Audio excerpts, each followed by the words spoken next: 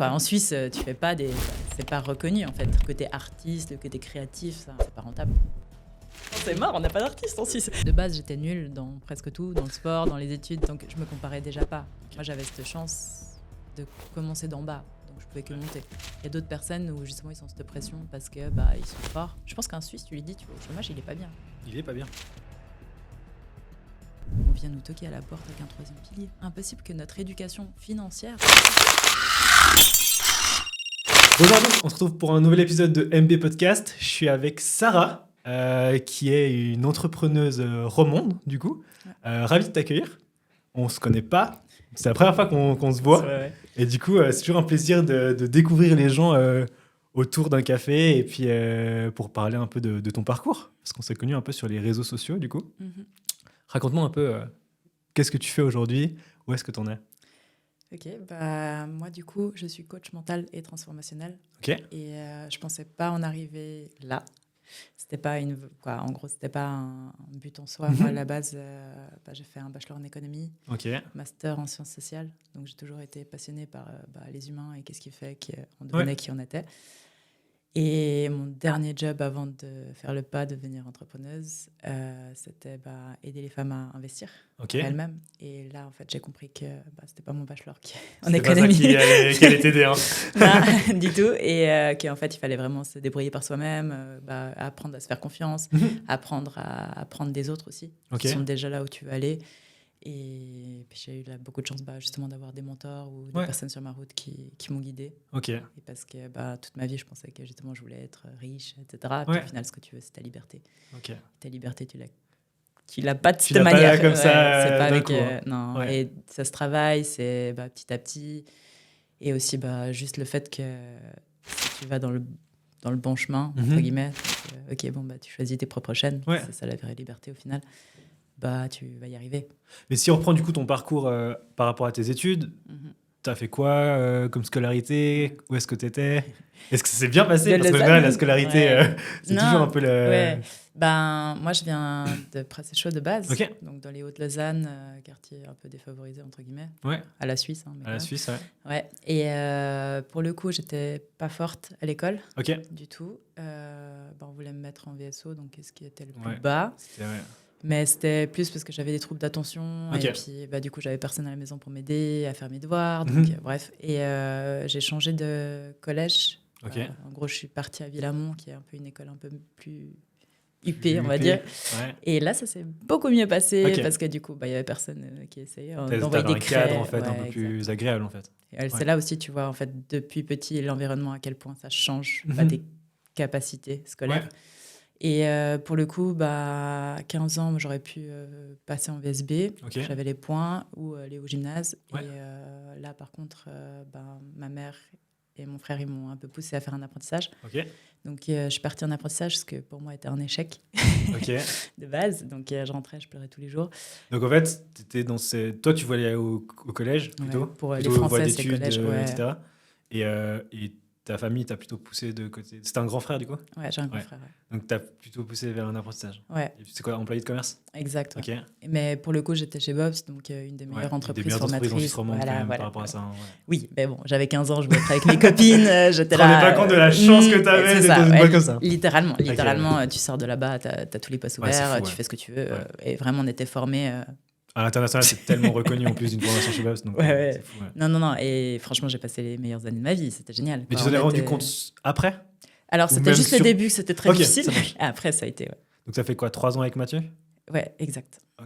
Et puis, pour le coup, après ces 3 ans, par contre, durant cette période-là, j'ai quand même compris que tant que j'avais un chef, je ne pouvais pas choisir mes vacances. Donc là, c'était déjà à ce moment-là... Et t'avais quoi, 16 ans? Un des déclics, si je fais en marche arrière et puis que je regarde ma vie, à 17 ans, 3e année d'apprentissage, moi j'avais mon oncle, il vivait 6 mois en Suisse, 6 mois en Thaïlande. Il était vendeur de moto. T'avais déjà en fait ce truc. J'étais pas consciente. Dans ma famille, c'est pas un truc commun. Et à l'époque, il était un peu en avance, je pense. Et lui, il voulait absolument que j'aille en Thaïlande avec lui. Et il m'avait demandé de partir 3 semaines juste avant Noël. Et en fait, on m'avait refusé parce que c'était pas dans les vacances scolaires obligées, quoi. Et là, en fait, 5 mois après, il est mort d'un cancer. Ah mince, Et là, j'ai réalisé, plus jamais quelqu'un me dit si je peux partir en vacances ou pas avec. C'était vraiment le déclic, ça, qui a changé. Inconsciemment, je pense que ma vie a l'idée à ça. Après, justement, je me suis dit, pour avoir plus d'opportunités, de ne pas revivre ce genre de schéma, qu'est-ce que je peux faire ? À l'époque, je pensais que c'était les études. Comme tout le monde. Comme tout le monde. Ouais. Tu penses que c'est un peu l'autoroute de la richesse, entre guillemets. Bien sûr. Et du coup, c'est ce que j'ai fait. Je suis partie apprendre l'anglais. J'ai fait mes études en anglais aussi. J'ai fait International Business Management à Genève, donc IBM. Donc là, ce qui n'est pas non plus la pire école. Non, j'ai vraiment eu des belles études. Non, tout ce que je fais, je le fais à fond. Et puis, donc c'était après l'apprentissage, tu as direct enchaîné avec IBM. Je suis partie un an. T'es partie un an à l'étranger quand même pour l'anglais. Qui a changé pas mal ma vie. C'est parce que je suis partie apprendre l'anglais du coup en Australie. Et après, il me restait un peu de temps et d'argent. Et puis, je me suis dit... T'as allé bosser en Australie ou bien t'as fait plutôt études J'ai fait 3 mois d'études, juste l'anglais, le certificat. Après, j'ai fait fille au pair pour un joueur de tennis. Et après, j'avais du temps. J'avais encore de l'argent que j'avais économisé. Et du coup, j'étais quitte à passer par le retour, je m'arrête en Thaïlande. Comme ça, j'aurais fait la Thaïlande, vu que mon oncle voulait absolument que j'aille. Et là, j'ai découvert la boxe thaïlandaise. Et ça a changé ma vie, quoi. Donc là, t'as fait combien de temps en Thaïlande ? Là, au début, je devais aller une semaine. Je savais même pas où je débarquais. J'avais 18 ans avec mon sac à dos. Et j'étais là. Et puis en fait, je me suis retrouvée dans un microclimat où il y avait que de la boxe thaïlandaise. Et puis j'étais on va essayer la boxe, quoi. Test, voilà, tu es là de toute façon et puis tu vas. Et en fait, j'ai vraiment croché alors que je faisais pas de sport avant. Et puis en fait, ça m'a suivi toute ma vie. Après, je faisais mes études. Je finissais à 17h, j'étudiais jusqu'à 18h30. Et puis j'allais aux entraînements à 19h30. Je finissais à 22h. Et puis tu rentres à la maison, tu dors et puis tu recommences. C'est clair. Mais du coup, donc là, t'as fait un an à l'étranger. T'as vraiment fait ce truc, un peu ce que tu voulais pendant un an. Les libertés un peu complètes, quoi. Ouais, mais ça a toujours été guidé. Moi, j'ai jamais eu ce truc YOLO. En fait, j'avais personne derrière. Mes parents, ils n'ont pas d'argent, ils n'ont jamais eu d'argent, quoi. Si je faisais des études, c'était moi qui allais. Après, on a de la chance en Suisse, on a des bourses. Mais tu vois, sur le moment, tu sais pas. Tu vas un petit peu en mode... à reculons un peu. Tu sais pas trop... S'il vous plaît. Ouais, c'est un peu ça. Hein. Allez. Et du coup, t'es revenu là et du coup, j'ai été acceptée à IBM parce que tu devais passer en fait un concours. Concours. Et j'ai passé. Donc, septembre, j'ai commencé. Deuxième année, je suis partie en échange au Mexique, 1 an. Dans le cadre des études, du coup. Exact, Et là, j'étais dans une meilleure... D'habitude, c'est 6 mois, non, c'est cursus. Tu peux faire une année ou 6 mois, Et là, j'étais aussi dans une des meilleures universités du monde. Trop bien. Tech de Monterrey, c'est une semi-privée. Donc, en gros, là-bas, eux, ils payent 1000 francs par mois. Et nous, vu qu'on était en échange, on payait rien. Et c'était vraiment l'américaine, quoi. T'as des terrains de rugby, t'as une piscine. Et c'est là aussi où j'ai réalisé que l'éducation entre les classes n'est pas la même. Là-bas, en fait... Mais c'était quand même très international ou bien... Ouais, quand même, Et t'as trouvé des disparités entre les élèves par rapport à... Enfin, les étudiants par rapport à ça ou bien... Même en Suisse. Ça, dans tous les cas, ça se ressent, mais avec l'international où t'as un fief de plein de gens qui viennent vraiment de différentes cultures, je pense. En fait, de voir, parce qu'en Suisse, t'as pas, au Mexique, t'as pas de classe middle class. C'est vraiment le high et le bottom, quoi. C'est ça, en gros, les gamins qui étaient dans cette université, ils arrivent avec des Jaguars à 18 ans. C'est un autre monde totalement différent, mais aussi ce qu'ils apprennent dans leurs cours, c'est que du leadership. Ils ont énormément de trucs interpersonnels, dans le sens le sport, la danse, tout est fait pour se développer en tant que personne, beaucoup moins en tant que capacité, compétence, parce qu'ils savent qu'ils vont leader. Ça n'a rien à voir. Alors qu'en Suisse, je te donne un exemple, en Suisse, on a genre 12 cours, 12 examens, 12 matières, tu vois, 12 matières différentes. Là-bas, t'en as 6. Et tout le reste, c'est que des trucs à côté. Moi, j'ai appris tu vois, de la danse, je fais des représentations de salsa, de bachata, de la grimpe. Jamais tu fais ça ici, quoi. Jamais. En Suisse, tu fais pas c'est pas reconnu, en fait, d'être le côté artiste, le côté créatif, c'est pas rentable. C'est clair. Clairement, c'est pas rentable, en fait. C'est vraiment une question de rentabilité et de taux de réussite, tu vois. C'est mort, on n'a pas d'artiste en Suisse. Non, mais c'est vrai, c'est mal fait. C'est mal fait. Parce que tout te demande aussi du temps. Mais du coup, vu qu'on le cultive pas forcément, c'est pas... Et donc là, tu as fait 2e année Mexique, du coup ? Ouais, 2e année Mexique, je suis revenue. 3e année en Suisse, normal. Après, je suis partie... en fait, à la fin de ton année peu importe l'université où tu vas, là, c'était plus économie. Tu as un peu les Big Four qui viennent te chercher en mode faire des conférences. Oui, alors te draguer un peu pour voir ce que tu vas faire après. Tellement, genre, nous, on paye 7 000 balles par mois, tu fais ci, tu fais ça, tu grattes, et il y a tout le monde qui veut faire ce genre de choses. Okay. Et moi, j'étais quitte à faire de l'argent, autant faire un truc qui me plaît. Tu étais dans ce truc de je veux faire carrière ou quand même là, je commence à hésiter? Pas T'avais carrière. Quand même ce truc qui t'attirait vers eux ou pas? Non, Genève. T'as jamais eu ce...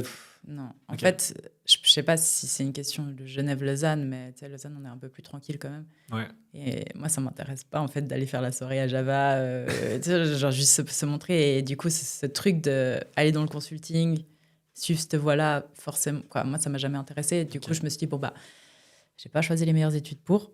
Parce que c'est vraiment fait pour faire ce genre de trucs. C'est clairement fait pour faire ce genre de choses. Tu finis chez KPMG ou c'est ça. Et puis, Bazar.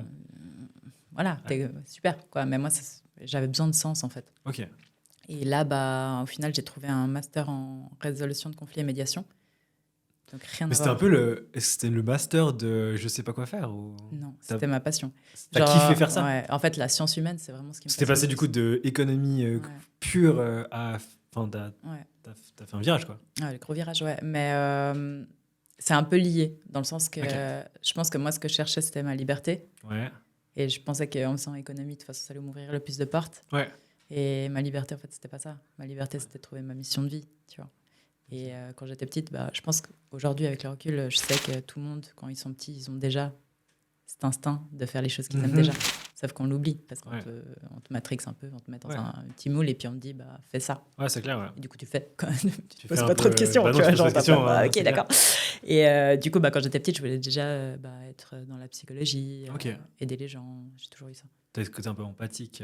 Ouais. Bah, en gros, je voulais aider mes parents à apprendre à communiquer. Ok.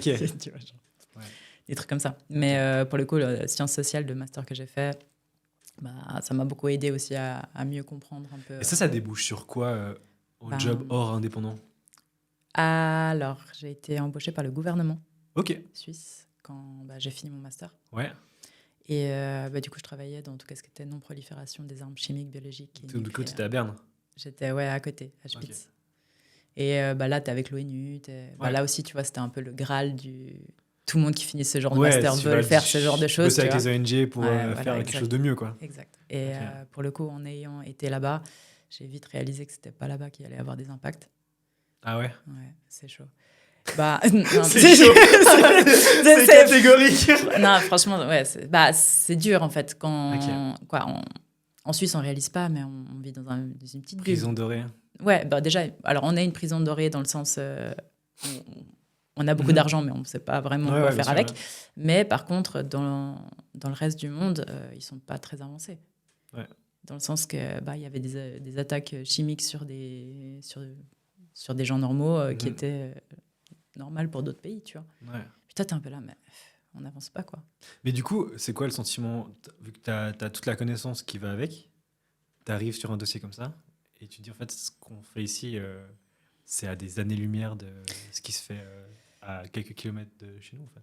Ben, nous... Toi, t'as un pouvoir, à part juste subir ce que tu vois, en fait. Ouais, en gros, le truc, c'est que même si t'as du pouvoir, entre guillemets, c'est pas pour autant que les autres pays vont faire... Comment tu punis un pays? Tu punis pas un pays. C'est politique, dans le sens que t'as des droits de veto, donc il y a toujours quelqu'un qui va lever la main pour protéger son petit pays, qui lui donne du pétrole à côté. Donc, non...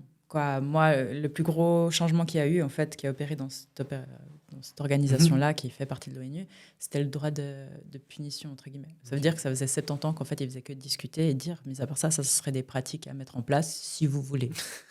Et c'est un peu comme ça que ça se passe. Dès que tu vas dans les gouvernements, c'est long. Ouais, c'est évident. C'est très long. Et pour le coup, là, moi, on m'a proposé l'opportunité de devenir ambassadrice, ce qui normalement n'arrive pas à 24 ans. Tu vois. Et puis, à ce moment ici, ce que j'ai réalisé, c'est que moi, j'aimais voyager. Du coup, là, tu pouvais aller dans les pays étrangers où il y avait une ambassade suisse. En gros, quand tu veux devenir ambassadeur, tu fais un concours sur 1 an. Et dans ce concours-là, tu as plusieurs trucs, des critères déjà pour arriver à ce concours. Et puis ensuite, voilà. Moi, c'était mon chef, du coup, le directeur de ça, qui voulait que je fasse ça. Mais une fois que tu as fait ça, après, tous les 4 ans, tu bouges de pays. C'est pas toi qui choisis. Ouais. Mais par contre, après, bah, tu es ambassadeur, donc tu es bien. 54 ans, tu prends ta retraite. J'en sais rien, mais... Ouais, tu as la protection. Ouais, c'est ça. Tu as une vie qui est tracée, et tu n'auras pas de problème de job. Et je pense que c'est quand même un boulot qui aurait été très intéressant. C'est un peu l'autoroute que j'aurais pu prendre. Ouais. Sauf que j'ai été interviewée du coup, des ambassadeurs qui sont déjà dans le métier, etc. Et puis un des trucs qu'on m'a dit que je trouve vrai, il m'a dit, il avait 50 ans, je pense, quelque chose comme ça, 55. Et puis il m'a dit, moi j'ai adoré mon métier, vraiment c'était ultra intéressant au niveau culturel, etc. Mais c'est vrai que toi, en tant que femme, fais attention avec ta famille. Ça va être compliqué. Moi, j'ai une femme qui vie à ton métier, en fait. C'est ça. Et du coup, je me suis un peu dit, écoute, je comprends et je respecte tous ceux qui font ce qu'ils font. Ouais. Et je pense qu'il faut avoir une vocation pour le faire. Ouais, bien sûr. Mais c'est vrai que moi, j'aime ma liberté, mais pas forcément qu'on me dise tous les 4 ans, tu bouges d'un côté et puis que je prenne ma famille avec. C'est compliqué. Ouais. Et là aussi, tu vois, je ne savais pas ce que c'était que l'entrepreneuriat. Okay. Je ne savais pas ce que c'était. On ne nous apprend pas. Il n'y a aucun moment dans mon cursus où j'ai eu quelqu'un qui m'a dit, mis à part ça, il y a aussi cette voie-là. Ouais. Et souvent, c'est comme ça que tu construis ta vie, tu vois. Et du coup, je suis partie. Donc, j'ai quitté, entre guillemets, le dream job. Donc, c'était à 24 ans, du coup ? Ouais, 24. Okay. Ouais, j'avais 24 ans. Du coup, je suis repartie en Thaïlande parce que j'étais bon, je vais reprendre l'air. Okay. C'était un peu ma sortie de secours en matin. Je vois ça, ouais. J'ai besoin de juste respirer. Okay. Et puis, en Thaïlande, justement, je suis entourée de personnes qui vivent leur vie. Tu avais quoi, des digital nomades autour de toi ou... Non, que des athlètes de haut niveau. Okay. En gros, mes potes avec qui je m'entraîne depuis 10 ans, maintenant, ils sont champions du monde. Ouais. Ou championnes du monde.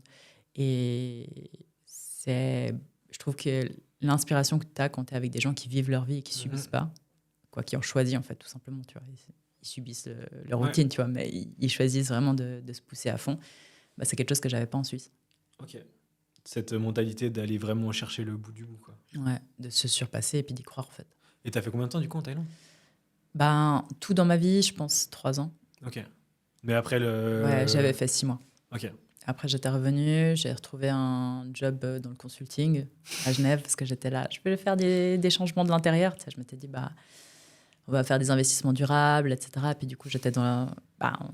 voilà, c'était tout ce que on fait avec ce qu'on a au moment où on est. Non, mais c'est vrai. Et c'est beau aussi d'avoir été de l'intérieur aussi pour voir, en fait, non, c'est pas là-bas qu'il y aura des changements non plus. J'étais, mais c'est pas possible. Là, genre, à quel moment ça va bouger, tu vois. Ouais. Et il y a le Covid qui est arrivé. Ouais, donc 2020, 2021. Ouais. Donc là, stop, quoi, tu fais plus rien. Et après ça, par contre, j'ai trouvé un job super intéressant. C'était dans une start-up à Lausanne où on apprenait aux gens à investir par eux-mêmes, sans prendre leur argent. Ouais. Donc en gros, c'était des masterclass. C'est là où j'ai commencé à comprendre les infopreneurs. C'est pas du tout des infopreneurs, mais l'information sur Internet et tout ça. J'étais, mais c'est fou qu'on nous ait jamais appris en fait à investir. Ouais. Tu vois, genre... tu sais pas faire un portfolio, tu sais pas investir par toi-même. J'étais, mais comment c'est possible qu'en Suisse, on est censé être un pays riche et que personne parle d'argent. C'est dingue quand même. Et puis c'est là, moi j'étais en charge des investissements pour aider les femmes à investir par elles-mêmes. Et j'étais, mais en fait le gap, il est tellement grand. On est tellement loin de la réalité. À quel moment une femme va se dire un jour, elle va se lever et puis elle va investir ? Elle a tellement manque d'éducation, tu vois. On ne sait même pas prendre de risques. La plupart des femmes prennent de carrière. Moi, on m'avait dit, quand j'ai commencé mon apprentissage, si tu fais un plat de commerce, c'est qu'inconsciemment, tu sais que tu vas pouvoir te mettre à 50%. Comment ça ? Dans le sens qu'en tant que femme, tu vas prendre moins de risques parce que tu sais que tu auras une famille et du coup, tu pourras baisser ton taux en faisant ça. Okay. Et c'est un peu vrai, dans le sens que moi, où je suis partie de mon dernier emploi, c'est que j'ai réalisé que j'allais jamais être libre parce que j'avais des responsabilités, parce que du coup, j'allais avoir que 4 mois de congé maternité et puis après, voir mon enfant qu'une heure pour le bain. Et j'étais, mais en fait, moi, j'ai pas envie d'une famille sous ce genre de conditions. C'est pour le mettre dans la garderie pendant 5 jours par semaine, ça n'a pas de sens. Ouais. Et c'est là aussi, je me suis dit, en fait, je sais pas comment, mais il y a bien moyen de construire sa vie. Et j'ai commencé à le partager sur les réseaux sociaux, tous les exercices que je faisais, sur les prises de conscience, sur justement aller chercher en fait au fond de toi qui t'es. Ouais. Parce qu'une fois que tu sais qui t'es, c'est difficile. C'est difficile aussi de te dire non, tu dois faire ça. Peut-être pas en fait. Peut-être que je suis capable de plus. Peut-être que justement il y a d'autres voies qui pour le coup elles n'existent pas encore parce que je les ai pas encore créées. Ouais. Et du coup, mais c'est mon chef qui m'avait beaucoup aidé. Donc là, tu as rejoint du coup cette start-up. Là, tu as vraiment trouvé le truc qui te fait kiffer. Enfin, c'est tout ce côté entrepreneuriat, de passer de l'information via des canaux ou via de la formation. Ouais, plus... en fait, moi, ce que j'ai réalisé, c'était le trou et le chemin que moi, j'avais parcouru. Ouais. En fait, à 26 ans, j'avais déjà investi plus que ce que mon deuxième pilier pouvait me donner avec les intérêts composés. Et je pouvais le retirer à 56. Et j'étais là, mais à quel moment on vient nous toquer à la porte avec un troisième pilier? Tu vois, genre, je suis là, mais impossible. Ouais. Impossible que notre éducation financière soit ça. Après, voilà, c'est une des plus grosses industries suisses, et l'assurance, c'est comme le pharma, tu vois. C'est pas le pharma qui va te dire, va marcher 40 minutes par jour, va prendre un petit peu de soleil et puis mange correctement, tu vois. Ouais. Puis t'es là, mais au même temps, genre, c'est une responsabilité individuelle, tu peux pas t'attendre. Tu vois, voilà, moi j'ai des belles études, c'est peut-être pas à eux de m'inculper ce genre de choses. Alors, pour moi, oui, ça devrait être dans le système. On devrait apprendre de plus en plus à justement choisir au lieu de subir sa vie, tu vois. Apprendre qu'on est capable, apprendre que en fait, on a tous des dons et des talents et puis que ça se monétarise, que la vente, ça s'apprend, que c'est des compétences, en fait. Ouais. Le problème, c'est que les compétences, ça va te prendre 20 heures de ton temps pour apprendre 80% de ce que tu devrais apprendre. Okay. Il n'y a personne qui met ces 20 heures. Parce qu'au début, c'est tellement difficile. Après 1 heure, ils sont là, je sais toujours pas. Tu arrêtes. Non, mais tu vois, et tu es là, non, continue, quoi, persévère. Et c'est difficile pour tout le monde. Toi, on va parler après de comment investir pour les femmes. Mais ce côté entrepreneuriat, il devrait arriver où dans un parcours scolaire? Où est-ce qu'on devrait commencer à parler d'entrepreneuriat? Moi, j'ai été donné une conférence dans un CO, donc un cycle. Et ils avaient entre 13 et 15 ans, je crois. Ouais, 13 et 15 ans. Et tu sors de l'école obligatoire, du coup. Donc, tu n'as pas de papier, fondamentalement. Ouais. Et tu n'as même pas 18 ans. Est-ce que tu penses que c'est déjà à ce moment-là que tu dois commencer à parler d'entrepreneuriat ou c'est après l'apprentissage ou après les post-scolarités? Je vais te donner un exemple. Ma cousine, pour moi, faites des diplômes, mais utilisez ce temps d'études pour créer ta vie. Exact. Ouais. Et pour apprendre à faire déjà, en fait, couvrir toutes tes dépenses avec ton activité. Ouais. Parce qu'une fois que tu sors, tu es libre. Tu as envie de prendre un job, tu prends un job. Tu n'as pas envie de prendre un job, tu prends pas de job. Tu as envie de continuer, tu persévères. C'est pas facile, l'entrepreneuriat. Ouais. Ça prend du temps, en fait, à te développer en tant qu'humain. Ouais. Donc, tu peux pas du jour au lendemain te dire c'est bon, je fais 1 million. Genre, non, c'est pas comme ça. Ça se passe pas comme ça. C'est pas possible, tu vois. Et en fait, c'est par étapes. C'est petit à petit. Et c'est justement aussi trouver des choses déjà où tu as l'envie de faire. Ouais. Où tu as naturellement cette curiosité. Il y a beaucoup de gens qui pensent qu'il faut avoir une passion. J'ai pas une passion. Quoi, mon premier... C'est pas de la passion, c'est juste en fait un intérêt qui se développe. Ouais. Et après, tu deviens bon, du coup, ton cerveau, il commence à se dire « Ah, c'est génial, vas-y, on continue. Ouais. » Mais au début, c'est souvent pas un truc ultra passionnant. Quoi, ça ressemble pas à grand-chose, l'entrepreneuriat, au tout début. Non, l'entrepreneuriat, non. Par contre, l'activité que tu fais est passionnante. Enfin, en fait, pour moi, en tout cas, dans mon cas, ça a plus été je kiffe ce que je fais actuellement.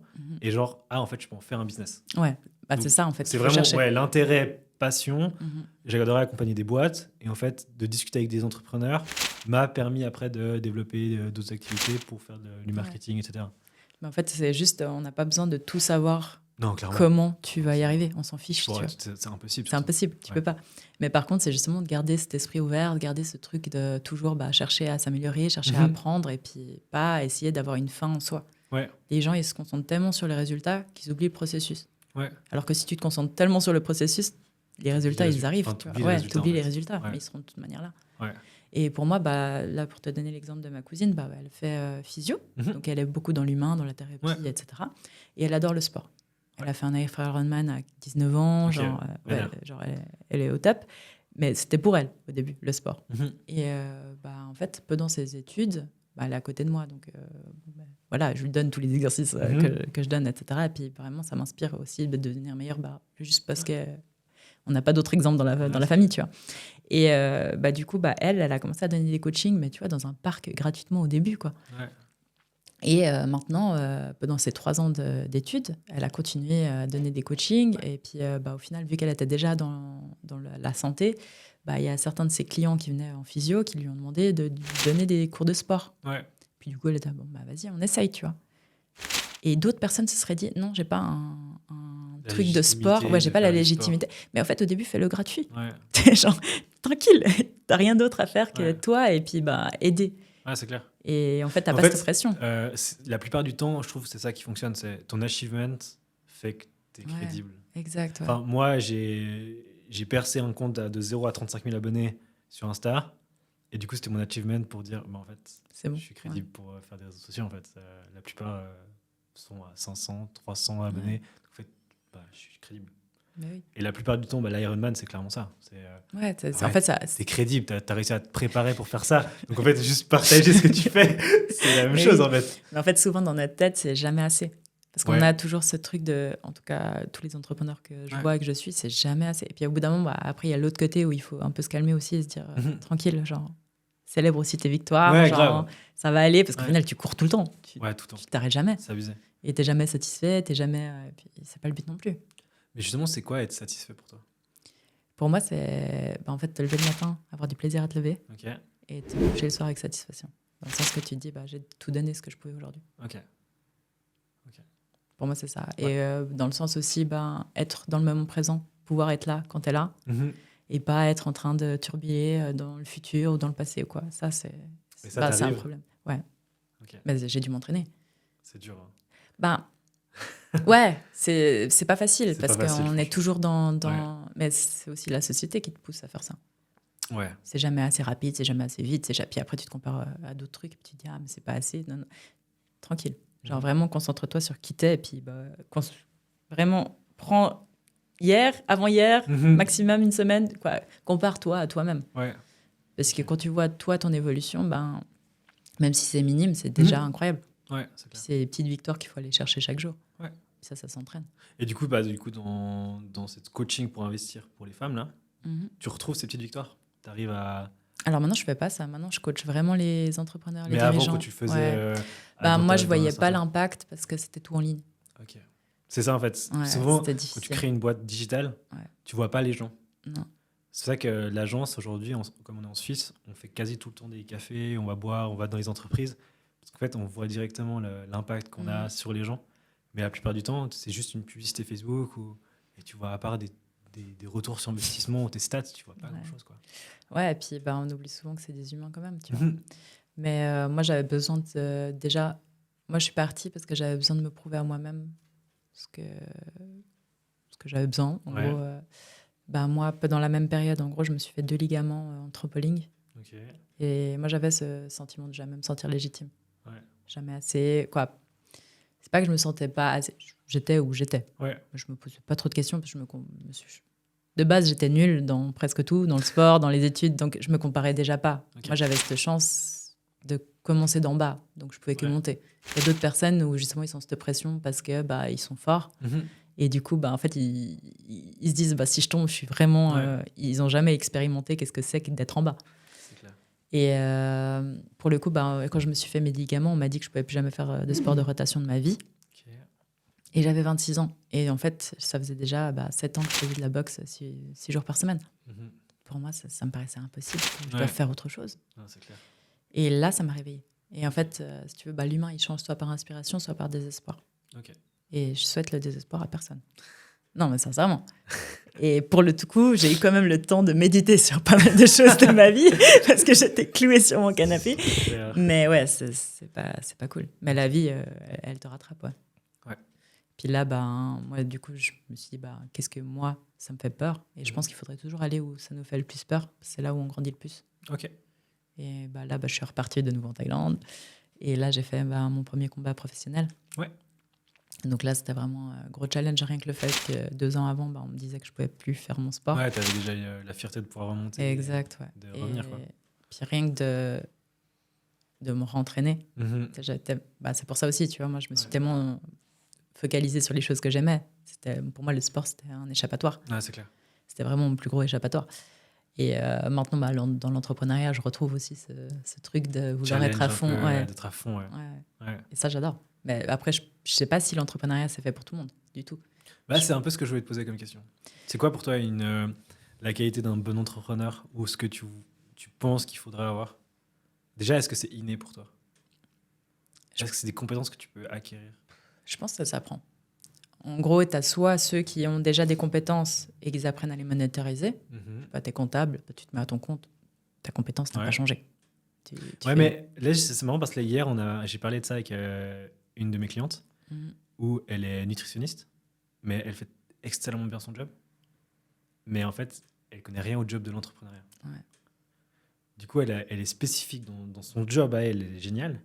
Mais dans le côté entrepreneur... Elle ne sait pas faire. Non. Bah, je pense qu'il faut vouloir l'apprendre. Ouais. Donc, il faut être curieux parce qu'effectivement, tu vois, on se met sur les réseaux. Ouais, c'est ça. Ouais. Tu te dis, mais c'est pas du tout mon métier. Quoi. Pas du tout. On apprend. Hein, voilà. Mais je trouve qu'il y a énormément d'opportunités aujourd'hui. Okay. Et le fait juste de s'intéresser à l'entrepreneuriat, donc entreprendre, c'est faire quelque chose. Ouais. Ok, c'est tout.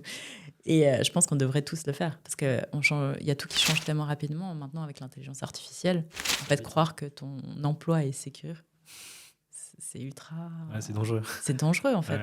Alors que, en fait, si tu génères un peu cette curiosité à développer des nouvelles compétences, peu importe ce que c'est, même si tu les utilises, tu les utilises pas, ça pourra toujours te servir.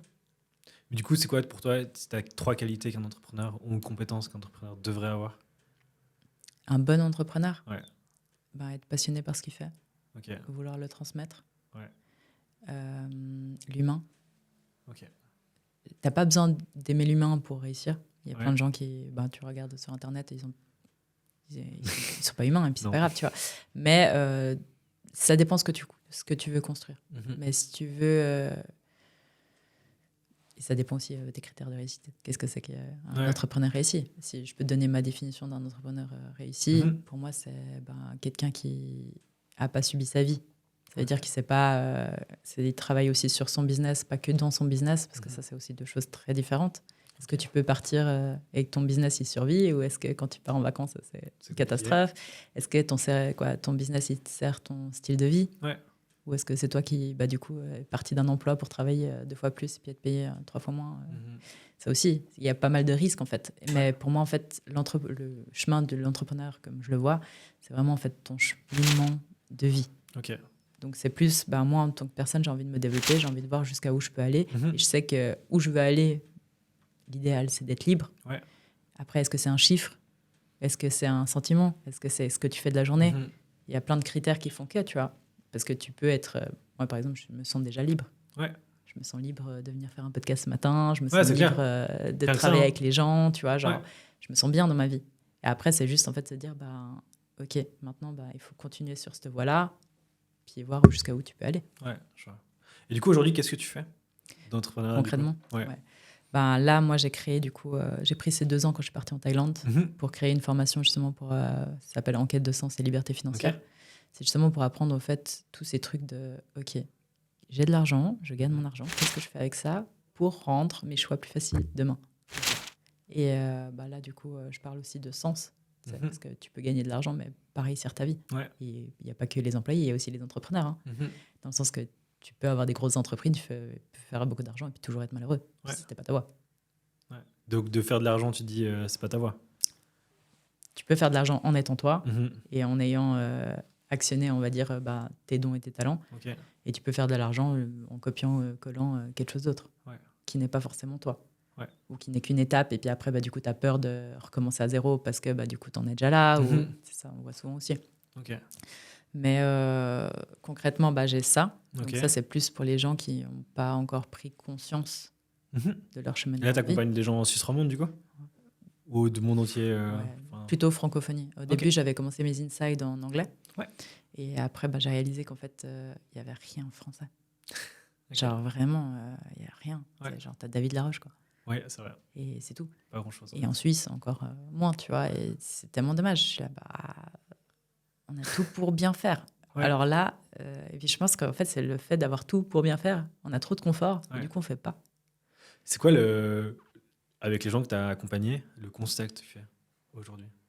De quoi? Le constat que tu fais de toutes ces personnes que tu as accompagnées. Est-ce qu'il y a un point commun entre ces personnes-là? Ou qui reflètera en fait la société qu'on est aujourd'hui? Alors, dans les personnes que j'accompagne en one-one, c'est pas les mêmes personnes que j'accompagne avec la formation. Dans les one-one, c'est vraiment des personnes qui ont plus en fait réussi déjà. Ils ont percé un peu cet abcès de je me sens pas légitime ou quoi, mais qui ont encore des blessures d'enfance pas résolues. Parce que j'ai l'impression que justement, les personnes qui réussissent très bien dans un domaine, ou qui oublient les autres un peu, ils vont chercher à fuir une réalité qu'ils ont vécue plus jeune. Ok. Et au bout d'un moment, tu arrives et tu te dis, je suis arrivé, mais je suis toujours pas heureux, quoi. Ok. Et c'est là où tu te dis, en fait, il faut creuser un peu plus profond, il faut justement aller voir qu'est-ce qui a fait que tu en es arrivé là aujourd'hui et qu'est-ce que tu as envie de devenir. L'important, c'est plus chercher qu'est-ce qu'on peut mettre en place aujourd'hui pour améliorer ta situation sur le futur et puis pas être tout le temps en fait, dans la fuite, pas être tout le temps justement, tu vois, de pas rester dans le moment présent parce que tu te sens pas bien, parce que tu te sens que tu fais pas assez ou autre. Puis en fait, ça va. Okay. Tu peux aussi avancer tranquillement, tu peux justement être en paix avec toi-même. En fait, c'est surtout cette paix intérieure que les gens cherchent. Okay. Et ils la trouvent pas parce qu'ils font des choix rapides et plus sur le pansement. Le moment pour combler quelque chose ou bien en fait, il y a des blessures un peu de l'âme. Ça, on en parle pas beaucoup, tu vois. Tu vas à un coach sportif, il te dit tu fais cet exercice, là. Puis en fait, quand tu as des blessures d'âme, donc des traumatismes d'enfance ou des choses qui t'ont vraiment touché, il y a tout le monde qui en a. On est tous humains et on a tous, entre guillemets, des trucs à travailler. Et puis c'est constant, c'est pas, voilà.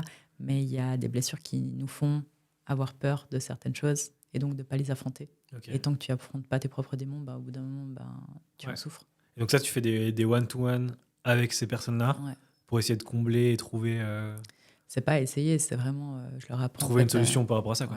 Je leur apprends en fait à prendre conscience. Ok. Il y a beaucoup de gens, en fait, vu que tu vis ton enfance, tu n'as pas conscience que c'est pas peut-être une enfance normale. Tu n'as pas conscience que tu dois pardonner, tu n'as pas conscience que en fait, ça t'est arrivé pour que tu apprennes, que tu te relèves, que tu fasses plus la même chose. Et puis, si tu brises pas un peu ces chaînes, tu les perpétues en fait aux générations d'après. Ok. Et ça, moi, je vois beaucoup avec les entrepreneurs, c'est le jour où ils ont des enfants, ça change. Ça veut dire en fait, ils réalisent à quel point ils ont un mal-être profond. Okay. Et c'est là où ils se disent, il y a un truc à faire là, c'est pas possible. C'était toujours pas heureux en fait. Mais un mal-être parce que t'es trop dans ton travail ou c'est quoi ? En fait, il faut savoir si t'es en échappatoire dans ton travail. Donc, est-ce que tu essaies de fuir quelque chose ? Est-ce que tu n'arrives pas à être en paix avec toi-même et rester tranquille 5 minutes ? Ok. Ou est-ce que c'est vraiment par inspiration que tu fais ce que tu fais ? Ok. C'est pas la même chose. Je vois pas la différence du coup. Tu vois pas la différence ? Non. En gros, il y a certaines personnes qui vont avancer parce qu'ils ont peur de quelque chose. Donc en fait, ils fuient quelque chose. Et ils font que ça. Ok. Ils sont que là-dedans et en fait, c'est tout. Et il y a d'autres personnes qui, justement, ils font du travail sur eux dans le sens qu'ils avancent par inspiration. C'est pas la même fréquence d'énergie, on va dire. Ok. Donc en fait, imaginons que tu as un salarié lambda qui, lui, cherche sa liberté financière. Il fuirait ce salarié. Enfin, c'est ça que... Ou c'est non, là, je te disais plus de manière émotionnelle dans ce qu'il faisait.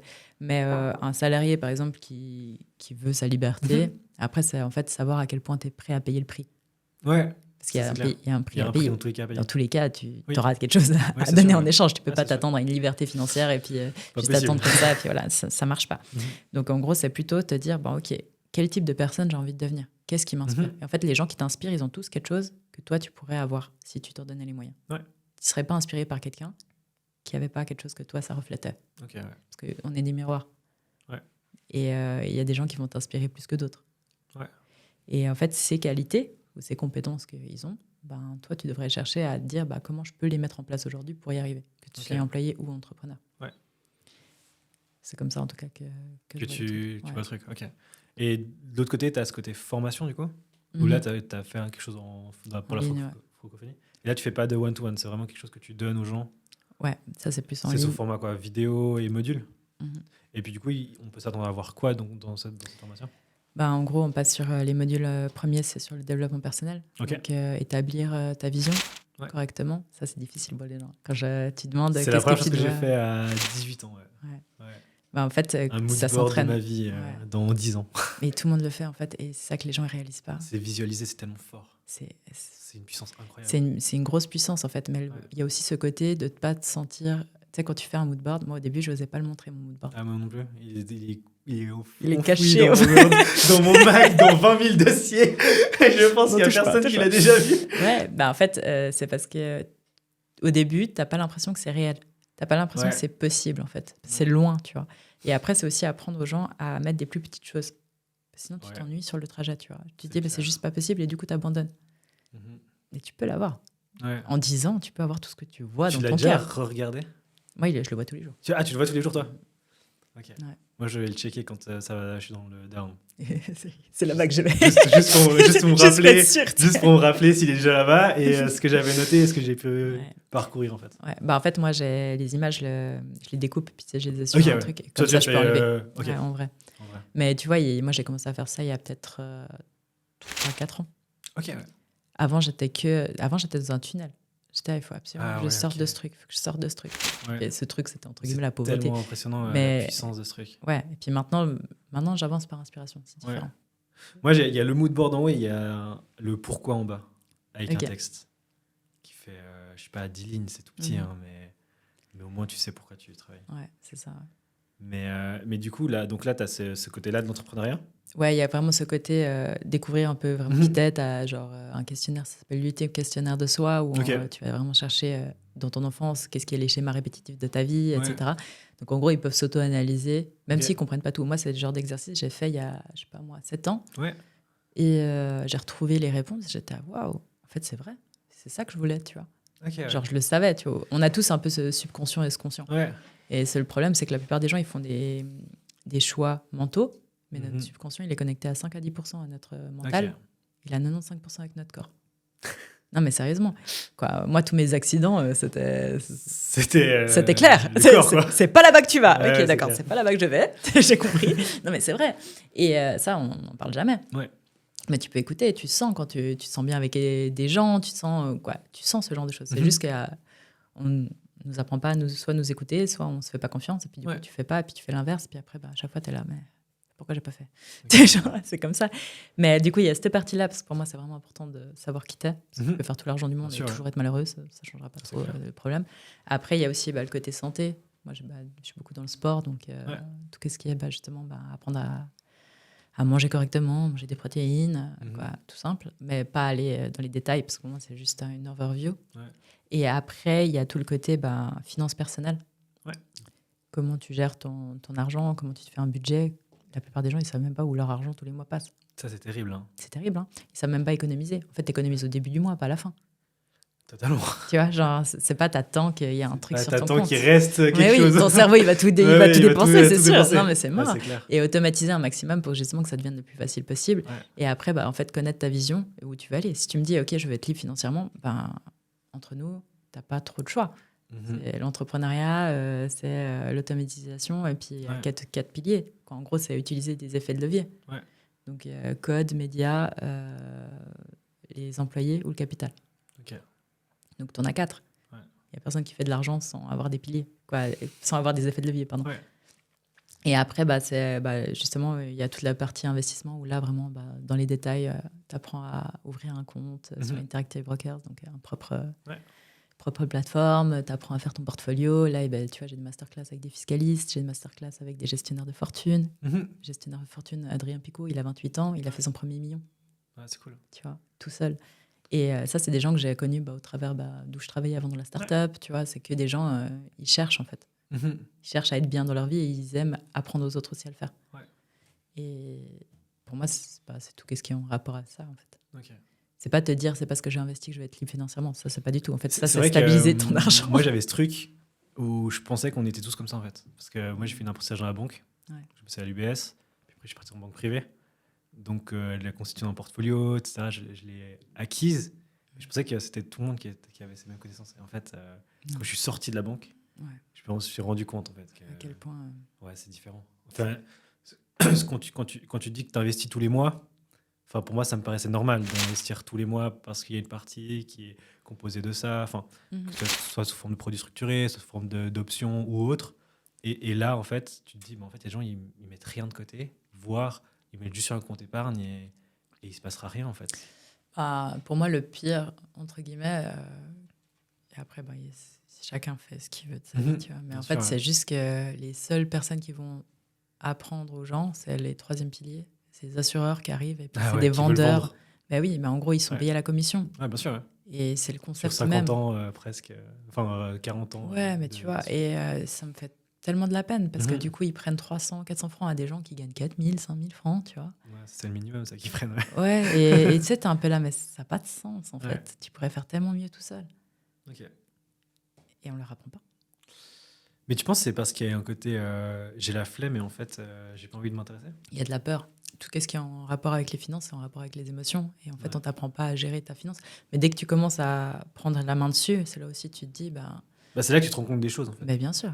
Tu es complètement aveuglé. Il y a X montants qui partent dans des abonnements. Déjà, en fait, c'est dans les petites choses. Les gens, ils imaginent qu'il faut gagner le million. Mais tu n'as pas besoin de gagner 1 million pour être bien en Suisse. Tu vois, genre, tu as besoin de...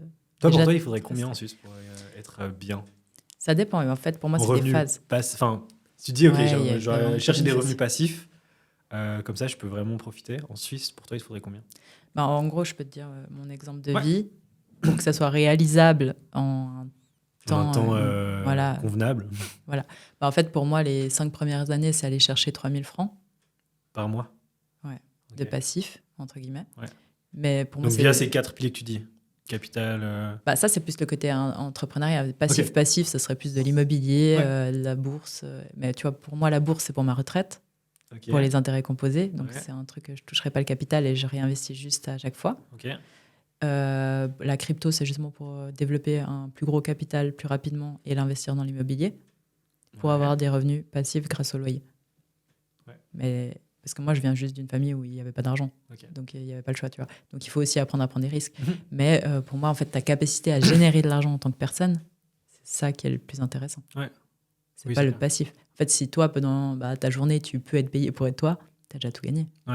Et après, c'est justement commencer à réfléchir avec des automatisations. Peut-être que ce qui se répète tout le temps, je peux le faire en formation en ligne ou peut-être, tu vois, et réfléchir différemment et voir plus loin et plus grand, en fait. Mais pour moi, en fait, déjà, toute la journée, il faudrait faire des choses que tu aimes et monétariser ça. Et après, ça dépend de ton style de vie, en fait. Tant que tu arrives à garder ton style de vie le plus bas possible. Et c'est pour ça que moi, j'inciterais les gens, un peu dans leurs études, à commencer à avoir des activités à côté. Bien sûr. Parce qu'en fait, ton style de vie, il est tellement bas quand tu es étudiant que c'est facile en fait, de réaliser que tu arrives à faire, à couvrir tes dépenses. 500 francs, c'est 500 francs net presque. Ouais, c'est ça. Parce que tu n'as pas de charge autre. Non, tu n'as pas de loyer, tu n'as pas de... Ouais, exactement. Exact. Et du coup, en fait, déjà, réussir à mettre de côté, c'est déjà une compétence dans ce pays.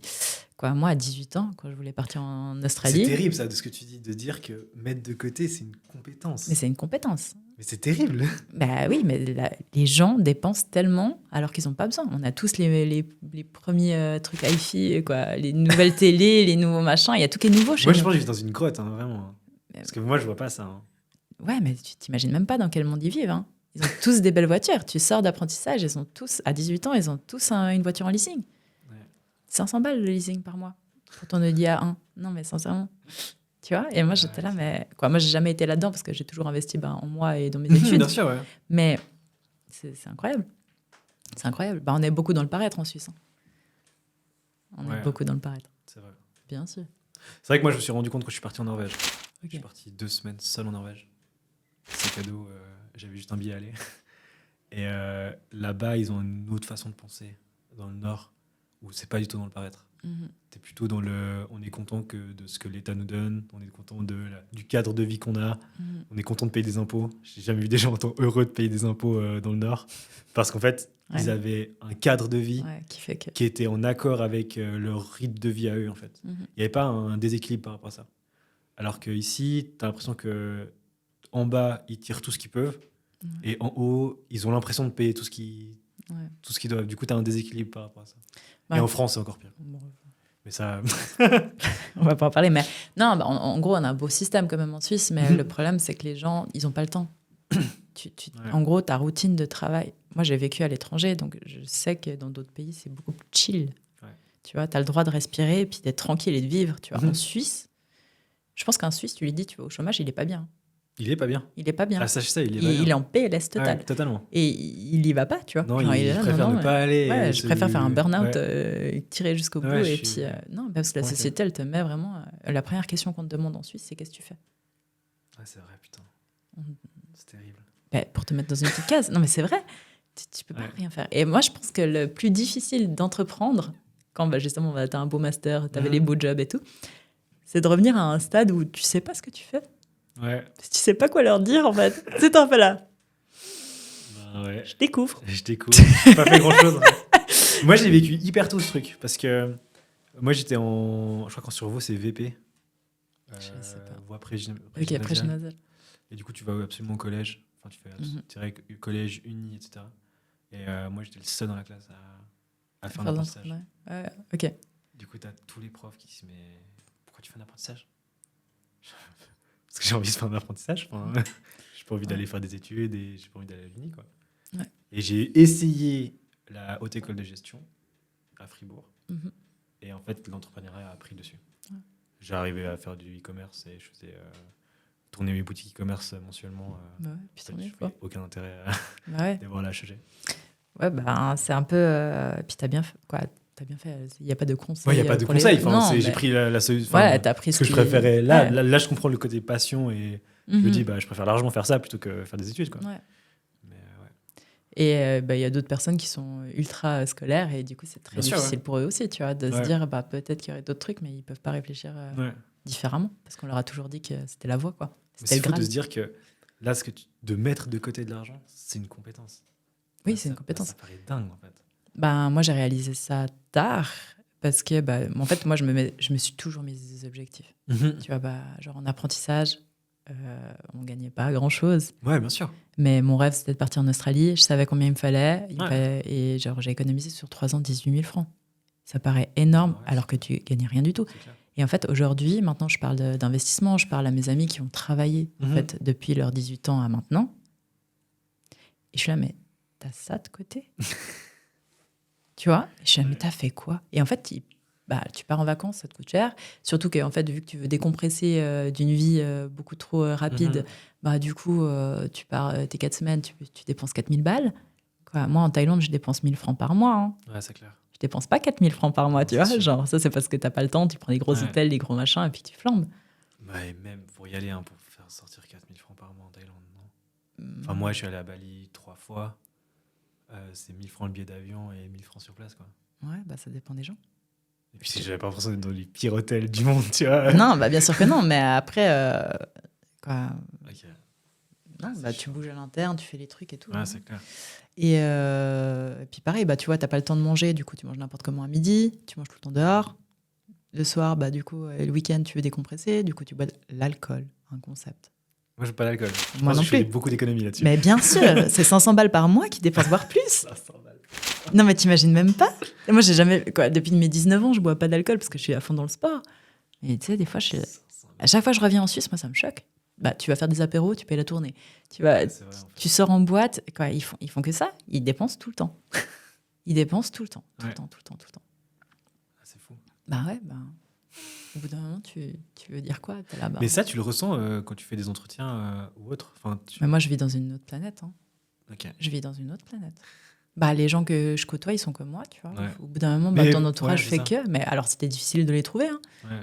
Ils se cachent tous dans des grottes. Non, mais vraiment, c'est ça. Qu'est-ce qu'on va faire? Non, sûr, non. Je suis connectée avec le monde ici parce que j'ai quand même mes amis d'enfance, etc. Mais le fait d'avoir voyagé, d'être parti, une fois que tu pars, en fait, il n'y a que toi. En fait, c'est dès que tu pars, je pense. Ouais, tu sors de ce truc. Ouais. Tu te dis déjà, t'as de la chance d'être en Suisse. Ouais, pour pas mal de choses, ça a de la chance. Pas mal de choses quand même, t'as de la chance d'être en Suisse. Ouais. Moi, j'ai découvert les hôpitaux en Thaïlande. Ah ouais, moi aussi. Super expérience, je suis revenue. Super expérience, hein. J'ai eu une attaque des moustiques tigres. Et en fait, j'allais au petit déjeuner de l'hôtel. Et ma copine, elle avait un t-shirt noir et moi un t-shirt blanc. Et je crois que mauvaise idée d'avoir un t-shirt blanc là-bas à ce moment-là. Et en fait, il y a un essaim qui a débarqué. Okay. Et je me suis fait piquer 8 fois à la tête et au bras. Et du coup, ça allait bien. J'ai mis genre baume du tigre, tu vois. Et 2 heures après, le mal complet. Envoyé à l'hôpital. Et du coup, en fait, c'est vraiment des box avec des rideaux. Et t'avais une personne qui se faisait opérer de la jambe à ma droite. Et à ma gauche, on avait une autre qui était en train de se faire opérer le bras. Tu te dis, ouais, c'est chaud. Et il y avait ma copine qui était en train de discuter avec la réception pour savoir comment ça fonctionne une carte d'assurance et puis dire que voilà, on était en Suisse, etc. Mais l'enfer. L'enfer. La santé, là, tu réalises... quoi. Moi, j'étais partie en Thaïlande en me disant, si j'ai envie de rester, je resterai. Tu sais, j'ai lâché ma voiture, l'appart, j'avais tout, tu vois, j'étais bien en Suisse. Et la santé, non. Ça, c'est vraiment un truc fou en Suisse. Hein. Ça, c'est bien. Hein. On se rend pas compte quand t'es à l'étranger. Mais... On est complètement là. complet. Mais il y a tout le monde qui se plaint des caisse maladie. Ouais, mais on ne réalise pas à quel point ça tourne. Ouais, c'est incroyable. Parce que là-bas, la première chose qu'on m'a dit, c'est paye. Ouais. Okay. Genre, paye avant de rentrer, tu vois. Ouais. Et c'est terrible, je trouve. C'est terrible. Et on se rend pas compte. Ouais, même la qualité des soins. Moi, en gros, tu vois, à la boxe thaïlandaise, c'est pas non plus les endroits les plus propres du monde. Ouais. Il y en a des qui débarquent avec des staphs. Tu vois ce que c'est ? Non. C'est une infection en fait de la peau, quoi. Et, je sais pas, ils ont une ouverture, puis il y a une bactérie qui s'est mise dedans, puis en fait ça fait ça se gonfle de l'intérieur, puis ça se bouffe. En gros, c'est une infection qui te mange de l'intérieur. Et du coup, moi, j'en ai eu une à la main parce que j'avais une piqûre de moustique.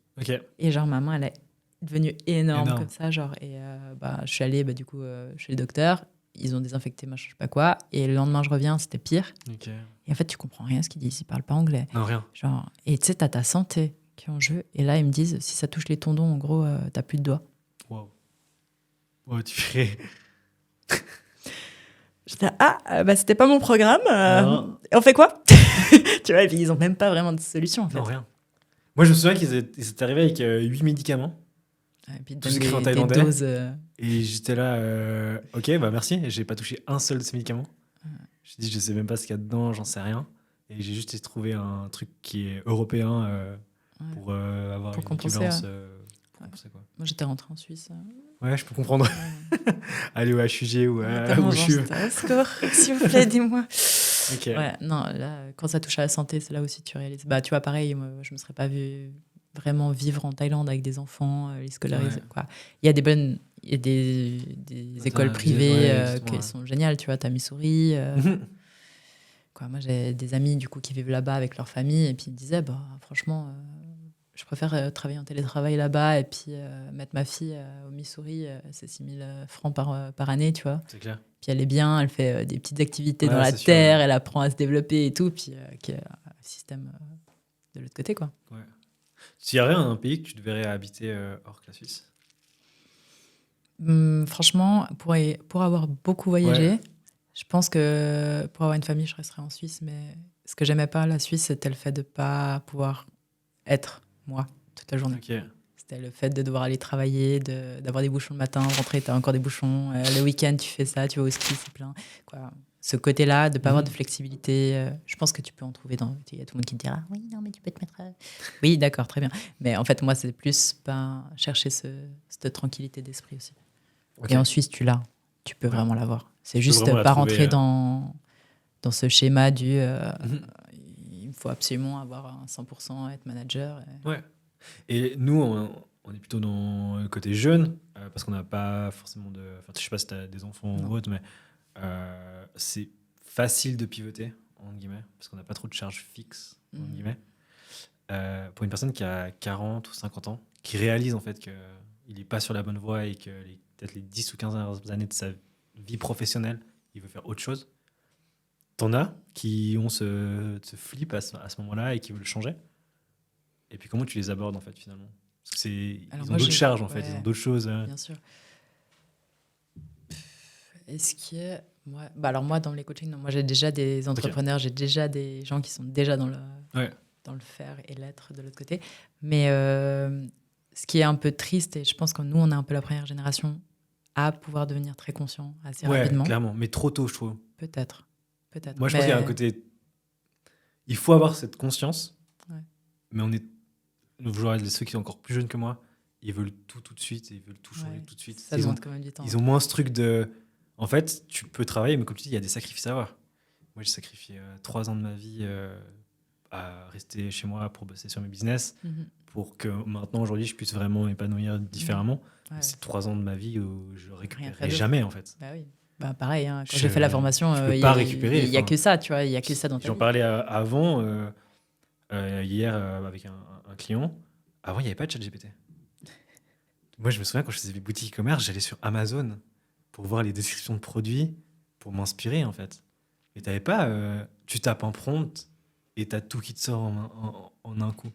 Mais là, tu vois ça, parce que maintenant, toi, tu es dans le domaine, mais 98% de la population ne comprennent même pas encore. Ouais, peut-être. Ils ne savent pas. Okay. Et ils ne savent même pas à quel point ça va changer tout. Ouais. Ils ne comprennent pas. Moi, il y a 4 ans, je m'étais posé la question. J'étais en fait, dans 10 ans, il y aura l'intelligence artificielle qui va remplacer 40% des jobs.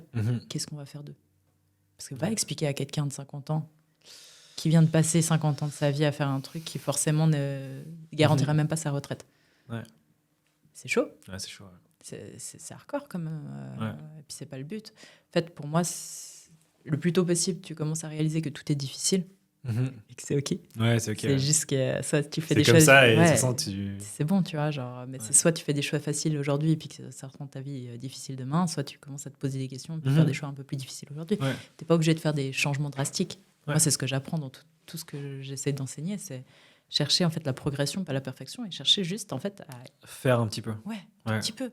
On réalise pas à quel point juste 1% de mieux, c'est déjà incroyable. C'est déjà incroyable. T'as pas besoin de faire plus en fait. Non, c'est clair.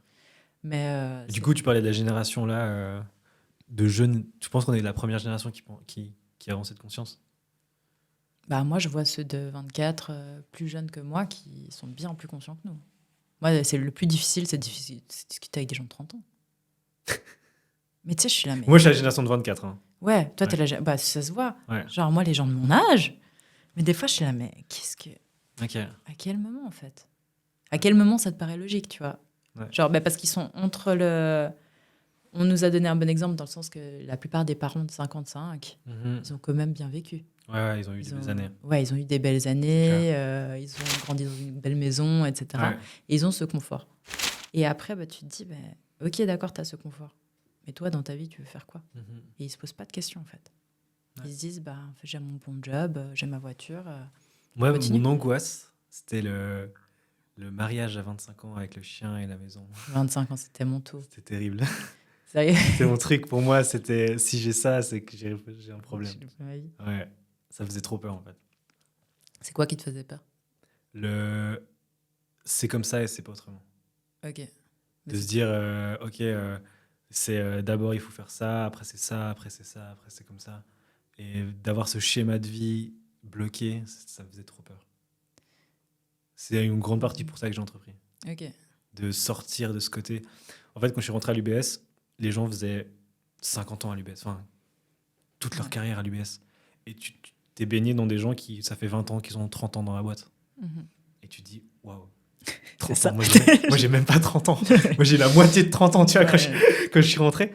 Et je dis, mais c'est fou, en fait. Moi, je ne me vois pas du tout faire ce genre de truc. Avec du recul, maintenant, je comprends que dans une carrière, tu as différents jobs. Même si tu restes dans la même société. Tu vas chez Nestlé, tu vas dans ces multinationales, tu peux changer de secteur et tu changes de métier. Mais à 15 ans, 20 ans, c'est terrible. Tu ne te rends pas compte de tout ça. Et ça faisait peur. Ouais. Ça faisait peur. Ouais, vraiment. Bah, je pense qu'on a aussi un peu la génération où on a tellement de choix que c'est difficile d'en prendre. Ouais. Mais tu crois que c'est un problème d'avoir trop de choix? Pour l'humain, c'est difficile. Ok. Et en fait, on a l'illusion du choix. Ok. De base, généralement, tu vas prendre un peu les mêmes choix qui sont déjà été pris. Alors ça, dans tous les cas, ouais. Dans tous les cas. Ouais. À moins que justement, tu te poses et que tu te demandes ce que toi, tu veux mais vraiment. C'est impossible au début quand tu es trop dans le truc. Ouais. Tu fais le plus simple. Plus ou moins. Mais après, est-ce que le plus simple... En fait, le problème, c'est justement, ça, c'est un peu lié à tes traumatismes. Tu as tendance à aller chercher un truc qui te paraît être familier. Ouais, le familier n'est pas forcément le meilleur pour toi. Ouais, c'est sûr. Mais je pense que vous, votre génération de plus jeunes, en fait, on devrait juste inculper le fait que travailler dur, c'est normal. Mais travailler dur dans les bonnes choses. Ouais. Mais le problème, c'est que travailler dur, ils ne comprennent pas. Non, et c'est trop facile. Ouais. Et en fait, on leur rend pas service. En fait, travailler dur, c'est un peu ce problème de... Il y a l'équilibre pro-perso. Et je pense qu'il a été trop mis en avant, ce truc, trop équilibre pro-perso. Dans le sens où aujourd'hui, les gens veulent beaucoup de perso et pas beaucoup donner en pro. Et le pas beaucoup donner en pro, c'est pour les entreprises. Mais du coup, s'ils donnent pas beaucoup pour les entreprises, ils vont pas beaucoup donner pour eux-mêmes non plus. Parce qu'ils ont ce même schéma. C'est le travail, en fait. Et du coup, le problème, c'est que ils font beaucoup moins, mais ils veulent beaucoup plus. des sacrées ouais, disparités. C'est... Tu peux avoir beaucoup plus en faisant beaucoup moins, mais tu dois Après. avoir des sacrifices avant d'avoir fait beaucoup plus et avoir eu beaucoup moins. Ouais, pendant très longtemps. Ouais. Ouais, bah on dit en arts martiaux que ça prend 10 ans à devenir un expert, ceinture noire. Ouais. Et je pense que c'est raisonnable. Ouais. Donc, dans le sens qu'avant de devenir vraiment très fort, tu seras nul, quoi. Bah, faut avoir l'humilité d'écouter les gens, en fait. Aussi, ouais. Et d'apprendre des plus âgés, de se planter, de faire plein de choses. Et aujourd'hui, on n'a pas envie de se planter. En fait, il y a je pense que le truc des réseaux sociaux où tu vois que le bon côté. Le bon côté. Ouais, ça aide pas. Non. Parce que du coup, dès que tu as un petit échec ou des choses qui vraiment, ça arrive, c'est normal, tu vois. Ouais. Tu sais pas ce que c'est. Et je pense qu'il y a, du coup, on revient sur le regard des autres. Ouais, ça, c'est les peurs. De l'échec. Bien sûr. Mais ton cerveau, en fait, n'est pas fait pour que tu deviennes ta meilleure version, entre guillemets, parce que ton cerveau, il n'a pas vraiment évolué depuis l'âge des cavernes. Non, mais sérieusement, on a 6000 ans dans notre cerveau. Et dans notre mécanisme, si tu te faisais rejeter, du coup, tu ne pouvais plus aller chasser du mammouth tout seul, du coup, tu allais mourir. Mais c'est un peu ça. Et le truc du regard des autres, il n'y a personne, tout le monde s'en fiche, en fait, de ta vie. Même ta mère, elle dort, elle ne pense pas à toi. Et la plupart des gens, ils n'arrivent pas à capter ça, en fait. Ouais. C'est juste ça. C'est de te dire, tu verras qu'au bout d'un moment, à force de faire les choses que toi, tu veux faire, les gens ils vont te regarder comme si c'était normal et c'était ta vie. Tu sais, quoi. Au bout d'un moment, tu deviens super entrepreneur, tu fais ta vie, il y a tout le monde qui pense que tu es né comme ça. Putain, là. Non. Pas vraiment, non. Il s'est passé quelque chose avant. Ouais, il y a eu pas mal d'étapes entre deux. Entre deux. Ouais. Mais il y avait quelqu'un qui disait si tu veux entreprendre quelque chose, tu t'enfermes pendant 3 ans, tu montres rien et d'un coup tu ressors et tu te reviens meilleur. Je pense pas. Je pense que tu apprends plus. En partageant. Ouais. Moi, j'ai toujours appris comme ça. Ok. Après, c'est moi. En fait, ce qui était dur, c'est que au début, moi, j'ai eu beaucoup de problèmes avec l'entourage proche. Ok. De se dire que tu entreprends, tu prends des risques, au risque de perdre les gens qui sont autour de toi.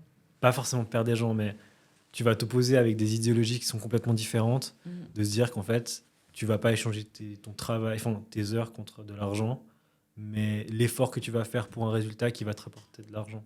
Potentiellement. Ouais, potentiellement. Au début, c'est vraiment le potentiellement. Ouais, tu vois. très potentiellement. Et genre, au début, tu n'as aucune expérience, donc tu as 10% de chance de réussite. Tu vois. Puis un jour, tu fais 1% de plus, puis tu augmentes tes chances au fur et à mesure. Ouais. Mais le fait de rien dire. Moi, j'ai une cliente, elle n'a rien dit à personne pour un diplôme de styliste ongulaire. Parce qu'elle avait tellement peur du regard des autres, de se dire que si elle réussit, elle va potentiellement changer une partie de sa vie. Ouais. Et de se dire que si elle échoue, elle doit annoncer qu'elle a échoué. C'est quoi l'échec ? C'est ça la question. Pour elle, c'était d'avoir raté le diplôme. Rater le diplôme ? Ouais. Elle ne l'a pas raté. Ouais. Mais la peur de dire qu'elle a raté ce diplôme. Je pense qu'en fait, quand tu n'as pas confiance en toi de ce que tu vas faire, ce qui est normal d'avoir cette peur-là, c'est peut-être mieux de ne pas en parler. Ok, ouais, ça. Moi, par exemple, le jour où j'ai décidé de rebrander, partir en Thaïlande, qui est un autre pays, j'avais vraiment la vie bien, tu vois. J'avais mon CDI, j'avais mes bonus, j'avais l'appartement, j'avais la voiture, j'avais tout ce qui allait bien, tu vois. Et en fait, c'est tes choix, c'est ta vie. Ouais. Donc, si tu n'es pas bien là et que tu sais que c'est pas là où tu vas t'épanouir, c'est le moment de changer. Et plus tu attends, pire c'est. Okay. Et là, du coup, j'ai rien dit. J'ai dit, je pars 3 mois, je reviens pour Noël. J'avais déjà saoulé mon appart, je partais. Tu partais quoi ? Je partais. Mais je leur ai pas dit que j'allais là-bas pour faire un combat. Je leur ai pas dit que, tu vois, ça, c'était une autre histoire, tu vois. Ils savaient pas à savoir. Parce que ton entourage, en fait, c'est ceux qui ont le plus peur. Mais c'est ça, en fait. C'est pour ça qu'il y a beaucoup de choses que tu dis pas au début. Non, tu peux pas. Tu peux pas dire. Tu peux pas tout dire. Non. Je pense pas. Enfin, pour moi, on dit qu'il faut tout dire, transparent, etc. Mais il y a des choses que tu peux pas dire quand tu commences l'entrepreneuriat. Je pense que tu as des trucs que tu veux même pas t'avouer à toi-même. Non. Et en fait, si tu commences à faire une liste de tous les... Tu le sais déjà, tu as déjà peur, tu vois. Donc, t'as pas besoin de quelqu'un d'autre pour te confirmer que oui, effectivement... Qu'il y a des problèmes. Voilà, c'est bon. Et en fait, le côté d'être positif, il y a très peu de personnes qui le sont. Mais je pense que c'est normal au début. Alors, t'es pas obligé d'être... Tu prends tellement de risques que tu dis comment... Mais en fait, c'est quoi, c'est au fur et à mesure que tu prends confiance en toi que tu te dis c'est possible. Mais en fait, la peur, ça fait partie du jeu. Tu auras toujours peur. Parce qu'il y a toujours sûr. des nouveaux steps. Il y a toujours des nouveaux trucs. Puis au final, une fois que tu sautes, t'es là. Ça va. Ça. Ça va. Mais oui, mais le problème, c'est que pour moi, en fait, le pire des problèmes, c'est justement comme un saut des 10 mètres. C'est de trop réfléchir, te mettre au bord, commencer à regarder, commencer à paniquer, puis te refaire marche arrière, puis redescendre les escaliers. Non, le but, c'est de sauter, tu vois. Et ça va très bien se passer. Ouais, c'est clair.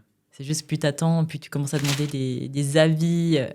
Il faut jamais en fait demander des avis à des gens qui n'ont jamais fait ce que tu as fait. Ouais. Ça, c'est un truc. Moi, par exemple, mon combat en Thaïlande de boxe, j'ai pas demandé des avis à des gens qui font même pas de sport. Non, mais pour eux, ça me paraît complètement timbré, tu vois. Ouais. Mais du coup, tu vois, t'as personne à qui te confier au début. Ouais, c'est difficile. C'est un peu la vallée de la solitude, c'est normal. Vraiment, t'es tout seul, quoi. Ouais. T'es seul avec toi. Ah ouais. Et après, tu commences à sortir et à avoir des gens qui te ressemblent. Bon, ça commence à être rassurant. Mais au début, c'est terrible. T'as personne, en fait. T'es tout seul, t'es là dans ton ordinateur ou en fonction de ce que tu fais. Et tu te dis, mais je bosse... j'ai mon job de 8h, 9h, plus 3h le soir, 4h le soir. Ouais. Pour rien. Parce que finalement, je fais pas de chiffre d'affaires aujourd'hui.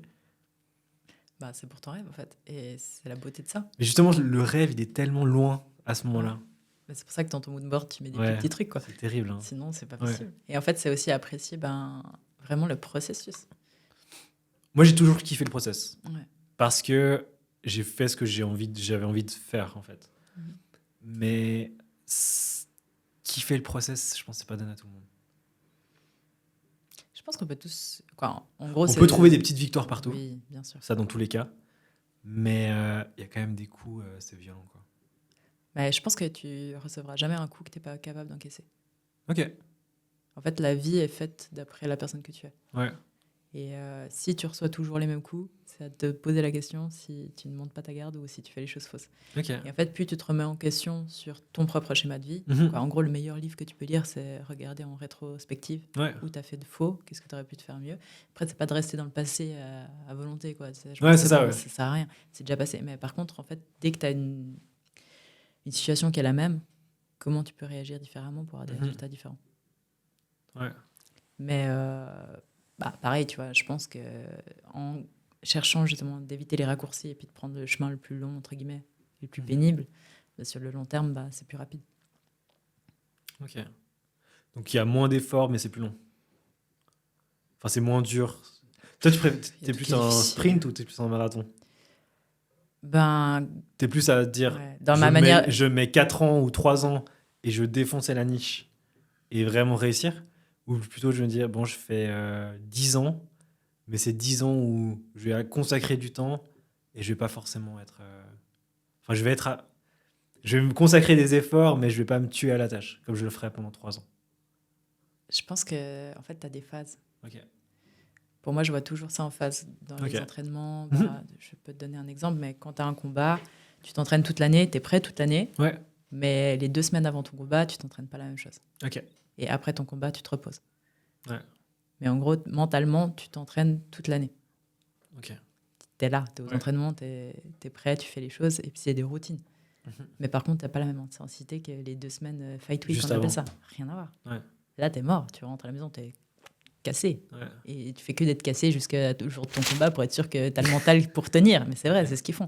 Et pour moi, mon entrepreneuriat, c'est aussi ce que je vois, c'est que dans le sens, toute l'année, je fais mes activités que je dois faire, j'avance mes projets, etc.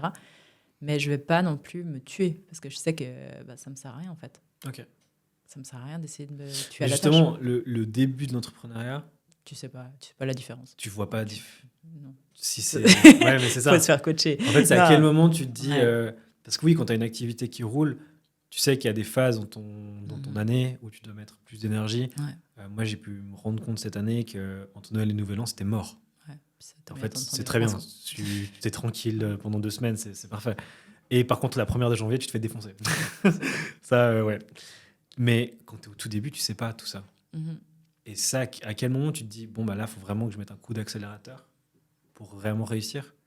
Et plutôt dire, là, je vais plutôt tranquille. Il faut que je prenne du temps pour moi. Je pense que c'est une question d'équilibre. Okay. Moi, si je devais faire quelque chose, je pense que je travaillerais genre 6 jours par semaine, je prendrais un jour off. Ok. Et moi, je fais par trimestre mes objectifs. Ouais, c'est bien, ouais. Et en gros, ou par 6 semaines. Ou moi, c'est mensuel, perso. Ouais. Parce qu'au final, sur l'année, tu sais pas dans 6 mois le projet que tu devras avancer le plus. Mais par contre, sur 3 mois, tu as quand même un minimum de visibilité. Et puis après, c'est de me donner, de faire tout ce que je dois faire dans ces mois-là et vraiment de me donner à fond là-dedans. Après, ça dépend des phases. Tu vois, moi, par exemple, j'ai une phase sport où je faisais de la compétition à haut niveau. J'avais pas le choix d'être concentrée sur mon sport, tu vois. Ouais, c'est clair. Et je pense que ça m'a beaucoup apporté aujourd'hui aussi dans mes coachings parce que je sais ce que ça te demande, en fait. De vraiment y aller pour tes rêves. Et après, c'est aussi accepter dans les phases où tu es, tu vois. Et juste te dire, OK, dans quelle phase je vais rentrer Tu penses qu'il faut se laisser guider par justement ces phases ou aller à contre-phase et lutter Ça dépend de ta nature. Tu me demandes quel genre de sprint ou marathon je fais. Quand moi, je cours, par exemple, je suis quelqu'un qui ne se met pas de temps. Et pourtant, tu vois, les 10 kills de Lausanne, je suis arrivée dans les 3%. Parce que je les ai... J'ai juste accéléré, quoi. Mais après, par contre, sur le chemin, je prends toujours quelqu'un qui court plus vite que moi, je le suis. Une fois que j'ai fini, je suis quelqu'un... Et en fait, je pense ton environnement, puis d'être avec des gens qui sont meilleurs que toi, inconsciemment, ça te pousse vers le haut, dans tous les cas. Puis t'as meilleur temps, en fait, d'avoir ce truc de un peu te sentir... plus bas. Je préfère. Ouais, pareil. Je préfère être largement l'outsider que celui qui doit tirer devant. C'est très difficile, en fait, d'être un vrai leader. Et je pense qu'on ne réalise même pas à quel point c'est... moi, je les aide, dans le sens qu'aujourd'hui, je suis coach pour eux, tu vois. Et ils ont tous aussi leurs propres doutes, leurs propres... bien sûr, tu vois, c'est des humains comme tout le monde, mais en fait, c'est fou, la capacité à encaisser quand même qu'ils ont. Pour pouvoir justement avoir ce drive, ce truc de... Il y a un entrepreneur qui disait que ouvrir ses mails... Enfin, être entrepreneur, c'est ouvrir des mails et avoir un problème par mail. C'est parti. Ouais, on résout des problèmes tout le temps. Tout le temps. Ouais. Non, c'est terrible. Et puis ça, un des conseils, c'est pas un conseil, mais un des trucs que je vois et puis que j'essaie de solutionner le plus vite possible, c'est la maison. Tu ne veux pas avoir des problèmes à la maison. Tu as déjà des problèmes tout le temps, en fait. Genre, quand tu rentres à la maison, tu as envie d'être en paix. Et puis ça, c'est communication, c'est justement apprendre à communiquer dans quelle phase tu es. Parce qu'en tant qu'entrepreneur ou entrepreneuse, tu vis pas les mêmes phases tout le temps.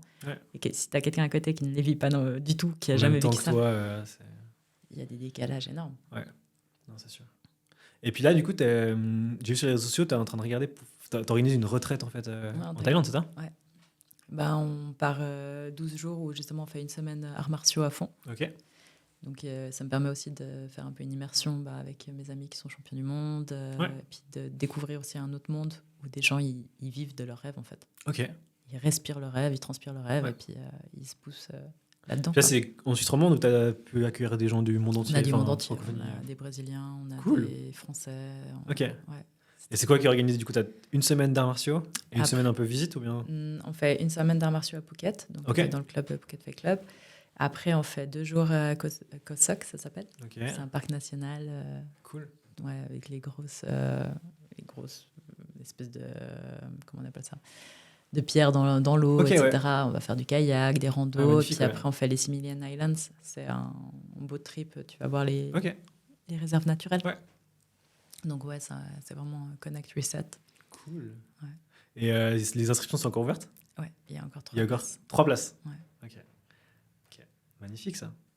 Et puis, t'attends quoi de ce voyage, de découvrir? C'est des gens que tu connais ou bien que tu connais pas du tout? Ok, cool. Non.